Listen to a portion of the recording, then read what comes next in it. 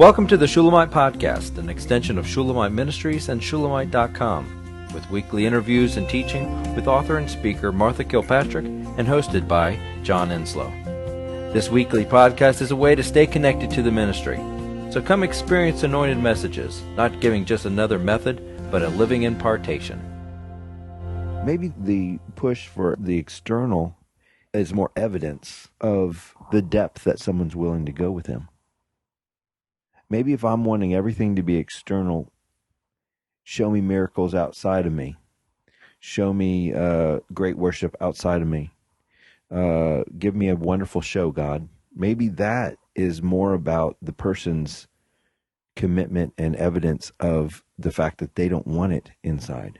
Maybe it's a, you know what I'm saying? Maybe it's just they're saying, okay, hear no further. Don't go beyond my barrier, God. And when it comes, see, you're going to lose everything. It's when it comes inside of you, that's when it's going to touch everything. That's when you're going to lose everything. As long as I can keep it on an external basis, woohoo! I could just party out here. Yay! Don't touch me. Don't you dare touch me. Yay! You know? But when I have to grapple with it, it's the bride. It's the difference between the nominal and the daughters of Jerusalem and the Shulamite and the bride. That's the difference. Is, am I going to let it come in and wreck me inside me? Am I going to be affected by his cross? Am I going to have to say no? Does that make any sense? That is Martha's booklet, The Power of Decision. That is the nutshell of what she's driving at, is our power to shut the door. God-given free will is respected by God. So here I'm going to say something that is crazy, blunt, all right? And I don't mean this to be mean, because it is the most encouraging thing in the world. You have the relationship with God that you've chosen. So if your life is kind of dead, if you don't hear him, if he's not there, that's because you chose that. Now, that doesn't account for times when we're in the wilderness and there are these things. That certainly, it's not a blanket. I'm not proclaiming judgment on anybody, but we have the choice. That's the difference between Autobots and human beings in companionship and fellowship with the Lord. He did free will for that purpose, so that it would be an actual love relationship and not the equivalent of a man and his dog. Jennifer, I met Major Ian Thomas one time. Several times I heard him speak at our church. And I understood, I had gotten the essence that Christ in you, he lives your life. But I went up to him and said, I have the revelation. He said, no, you have him. And he frustrated me. Yeah, okay, I have him. But it was significant. I have the revelation. And he gave the right answer, though I didn't like it. Then I said, I've got it. I've got him, okay. But I don't know how to live it moment by moment. He said, you can have as much of him as you want. And that frustrated me no end. Because I wanted him deeply, and I wanted his presence. I wanted that love affair that I had known and tasted, and I wanted his life instead of mine. But it was my choice. He put it right back on me every time. So I can affirm what you're saying. By Major Ian Thomas affirms you. Well, and that it's really quite shocking to me. Because on a level that I can barely even access, I am in with both feet. That does not mean that my everyday is, oh Lord, whatever you would have, whatever you would do, tra-la-la, love, love, love, always and forever. No, that is not the relation. I mean, I'm a fishwife. You know what I mean? That's in terms of how I deal with him. Here's something that Martha told me, and I think it's been so incredibly freeing. In my relationship with him, and it's such a standard. And Martha, first of all, she said, it's ridiculous not to tell the Lord what's in your heart, because he knows anyway. So it's a sham to try and keep something from him. And you did. I don't remember what. I was crying uncontrollably about, once again, I was, on my face, and I'd messed up, and I'd failed the test, blah, blah, blah, pick it. I don't even remember what I was boo-hooing about, because that doesn't matter. But you said, all you have to give him ever is your failure, your wickedness, your wretchedness, your unlovingness, your meanness. This is all you will ever have to give him. Your flesh. That's all you have to offer God. Your dark heart. He takes care of. He has to give you the heart of flesh, because all you can do is give him your heart of stone. And I can't tell you what that did for me.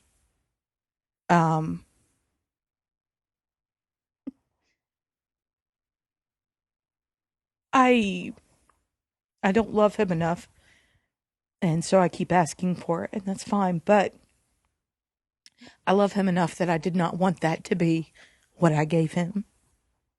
And it was kind of devastating that that's all I had to give him.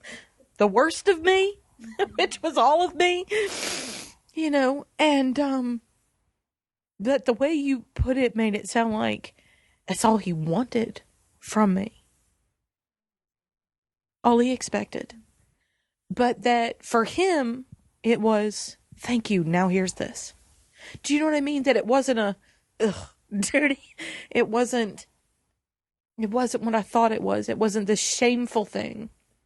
It was his joy, because the more that was wicked of me that I gave him, the more he had of himself to give me.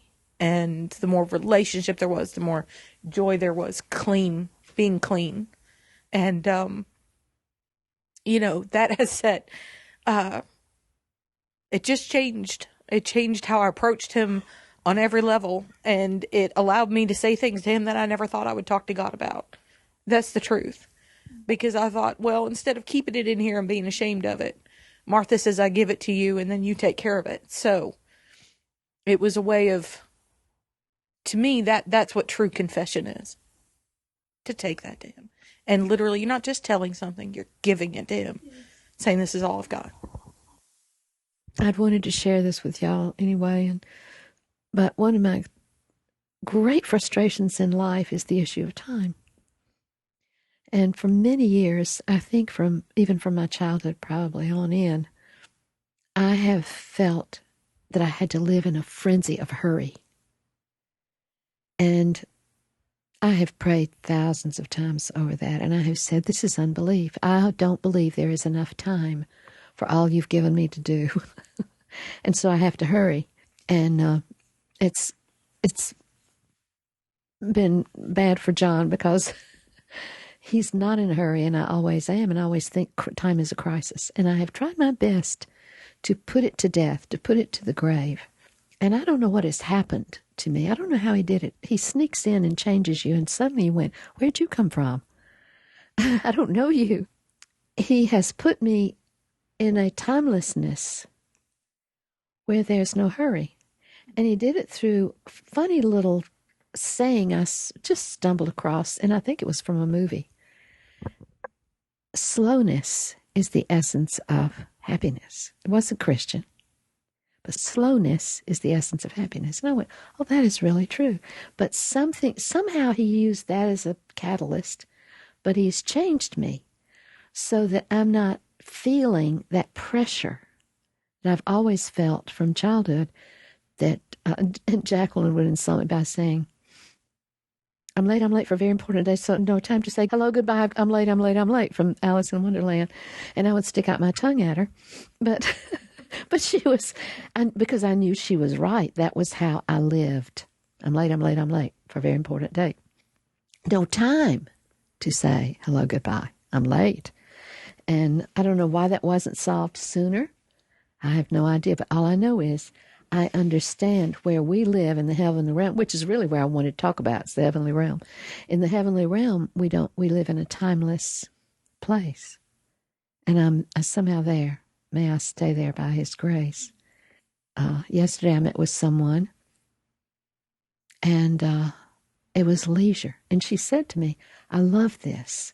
We can just sit and get to know each other. I said, in leisure. She didn't know what I meant. In leisure. Wow, I can be here in leisure.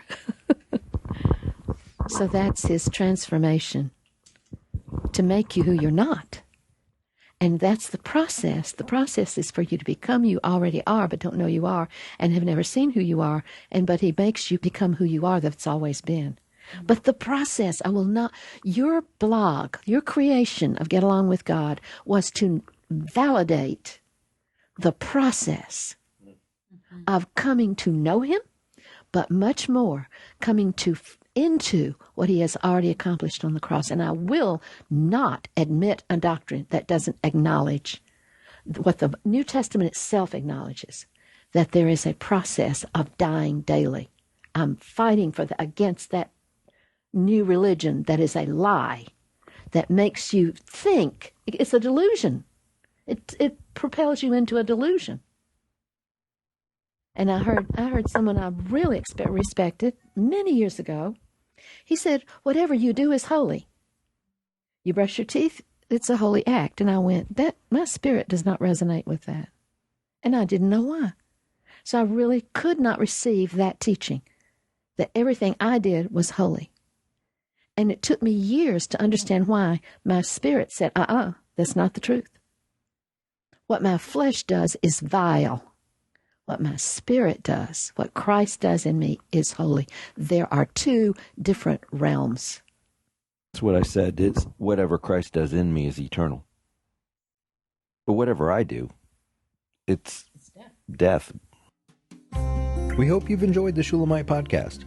For all the latest from Shulamite Ministries, please visit us at shulamite.com, where you'll find Martha's daily devotions, posts from getalongwithgod.com, and the online library of all of Martha's writings. At Shulamite.com, downloading the free Shulamite app is easy, and livingchristianbooks.com is only a click away. Thank you for joining us on this journey to discover a God worth knowing.